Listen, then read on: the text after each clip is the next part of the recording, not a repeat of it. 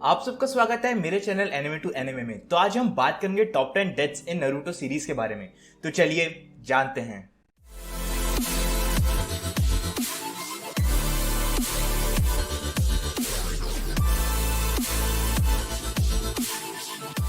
तो नारुतो के क्रिएटर मसाशी किजिमोटो कभी भी शाये हुए नहीं होते किसी भी कैरेक्टर को किल ऑफ करने में सीरीज में से, और जहां पर काफी सारे मांगा क्रिएटर शाये हुए होते हैं अपने कैरेक्टर्स को मारने में, और किजिमोटो इसलिए ऐसा करते हैं क्योंकि वो नारुतो की स्टोरी को थोड़ा डार्क दिखाना चाहते हैं और खासकर इन कैरेक्टर्स की बैक स्टोरी नारुतो सीरीज को और भी अच्छा बनाती है, जिससे हम इन कैरेक्टर से और भी अच्छे से कनेक्ट हो पाते हैं। और पूरे नारुतो और नारुतो शिपुडेन में हमको काफी सारी डेथ्स देखने मिली हैं और सारी की सारी पेनफुल थी। तो स्टार्ट करते हैं नंबर 10 से। तो 10 पे शिकाकू एंड इनोइची। तो ये भी मिनाटो के जनरेशन के शिनोबी थे और ये भी बहुत ज्यादा रेनाउंड थे अपने टीम वर्क के लिए एज 2/3 ऑफ इनोशिकाचो ट्रियो अपने जनरेशन के, और इनकी डेथ थोड़ी सी शॉकिंग थी। तो ये हेल्प कर रहे थे एलाइड शिनोबी फोर्स को कोऑर्डिनेट करने में इन 4th ग्रेड निंजा वॉर, जब तक टेंटेल बीस्ट रिकॉग्नाइज नहीं कर लेता कि वो कहां से अपने प्लान और एक दूसरे से कम्युनिकेट कर रहे हैं, और वो लॉन्च कर देता है अटैक उनके हेडक्वार्टर्स पर। और शिकाकू और इनोइची बोथ रियलाइज करते हैं कि उनके पास टाइम नहीं है टू एस्केप,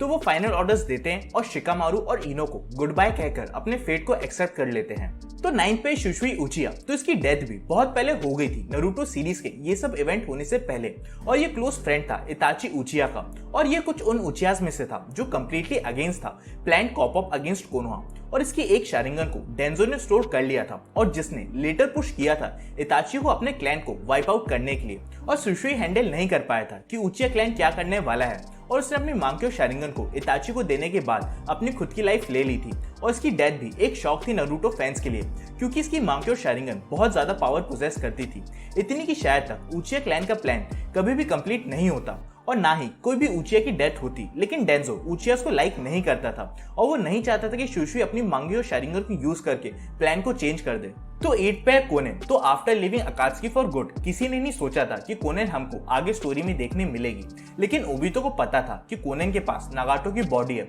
जो अभी भी पोजेस करती है रेनेगन, और ये दोनों इंगेज होते हैं फाइट में जिसमें कोनेन इमर्ज होती है एज विक्टोरियस, और हमको ऐसा लगता है कि वो सक्सेसफुली मैनेज कर लिए to kill Obito. But Obito Izanagi का यूज करके कोनेन को टेक डाउन कर लेता है बाय सरप्राइज, और कोनेन की डेथ सरप्राइज थी पूरे नारुतो फैंस के लिए, और इसकी डेथ एक पेनफुल डेथ थी while Obito proceed to take Nagato's Rinnegan. तो 7th पे हाको। तो एक one of the few characters है जिसकी हमको फर्स्ट टाइम नारुतो सीरीज में डेथ देखने मिली थी। तो हाको ने फाइट किया था against team 7 during the battle of Tazuna's bridge, और जब ये नारुतो से फाइट कर रहा था तो इसने नोटिस किया था danger that Kakashi poses to Zabuza, और ये उसने जाबुजा को सेव करने के लिए अपने आप को काकाशी और जाबुजा के बीच में लेकर आ गया था, and Haku died a premature death despite being only a child, जो एक शॉकिंग मूवमेंट था सबके लिए, जिसने हमको एक टेस्ट दिया था नारुतो कैसे डार्क हो सकता है। और भले ही हाको नारुतो सीरीज के स्टार्टिंग में दिखा था, उसके बाद भी ये एक one of the favourite characters है काफी सारे लोगों का। तो 6th पे 3rd होकागे हिरुजुन सारातोबी। तो इसकी डेथ अभी तक one of the most shocking death है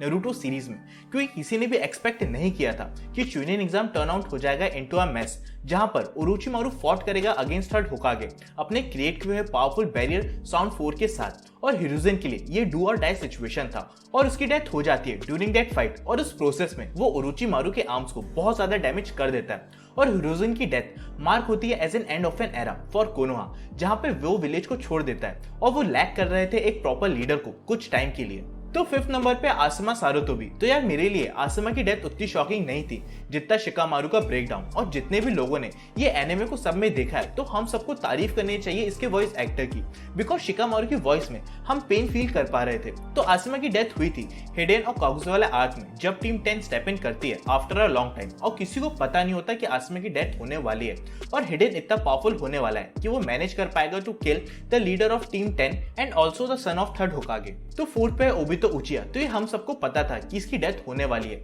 बट किसी ने भी इमेजिन नहीं किया था by the end of the 4th ninja war हम सब इसकी डेथ देखना नहीं चाहेंगे। तो after a change of heart thanks to Naruto, Obito fight कर रहा था राइट साइड पर और हेल्प कर रहा था टीम 7 को अंटिल द एंड, और उसने हेल्प किया था ककाशी को to build a new era इस वॉर के बाद, और ओबितो ने एक्ट किया था एज अ शील्ड नरूटो के लिए as an act of redemption. और हम में से काफी सारे लोग चाहते थे ओबितो को देखना नरूटो सीरीज में वॉर के बाद। तो थर्ड पे निजी हुगा, तो इसकी अनआर्ग्युएबली मोस्ट शॉकिंग डेथ थी पूरी सीरीज में। तो इसकी डेथ भी फोर्थ ग्रेट निंजा वॉर के टाइम पे हुई थी, जब वो ट्राई कर रहा था to protect Hinata from the ten tails attack और वर्क किया था एज अ शील्ड, और उसकी डेथ हो गई थी and he was in blood of pool. और मुझे ऐसा लगता है कि ये प्रोबेबली फोर्सफुल डेथ थी, क्योंकि इसके पीछे कुछ भी स्पेसिफिक रीजन नहीं था, बस ये नरूटो और हिनाटा के बॉन्ड को थोड़ा और स्ट्रॉन्ग बनाने के लिए था। तो सेकंड पे इताची उचिया, तो ये वीडियो की स्टार्टिंग से सबको पता था कि ये इस लिस्ट में जरूर होने वाला है, और ये भी सबको पता था from the beginning of Naruto कि इताची हैज टू डाई। तो डिस्पाइट ये सासुके का एल्डर ब्रदर था और इसने अपने पूरे क्लैन को मार दिया था, फिर भी ये एक फैन फेवरेट कैरेक्टर है, बिकॉज ये ऐसा कैरेक्टर था जिसको स्टार्टिंग से सीरीज में एज अ विलेन जैसा फ्रेम किया था, but after knowing his back story और उसने ऐसा क्यों किया और वो क्यों चाहता था सासुके उसको हेट करे, इसकी डेथ ने एक बिगर मीनिंग दे दिया था। तो फर्स्ट पे जडाया, तो मुझे ऐसा लगता है कि इसकी डेथ बहुत ज्यादा इंपैक्ट करी थी नरूटो पर, बिकॉज नरूटो पहली बार किसी को लूज किया था अपनी लाइफ से जो उसके लिए बहुत ज्यादा मैटर करता है, और इसकी डेथ ने नरूटो की लाइफ में एक स्कार छोड़ दिया था। और हमें जेडाया की डेथ का हिंट मिलने लगा था जब उसने कोनोहा को लीव किया था फॉर अ डेंजरस मिशन, और उसकी डेथ एक शॉकिंग डेथ भी बन जाती है after knowing Jiraiya's past and how Pain was connected, और कैसे उसके अपने स्टूडेंट ने उसको मार दिया। तो यार इसी के साथ मैं आज की वीडियो यही एंड करता हूँ। अगर आपको लगता है कि मैंने कुछ मिस किया है तो नीचे कमेंट करके बताओ, और लाइक करो इस वीडियो को, शेयर करो, सब्सक्राइब करो मेरे चैनल को। With this, thank you.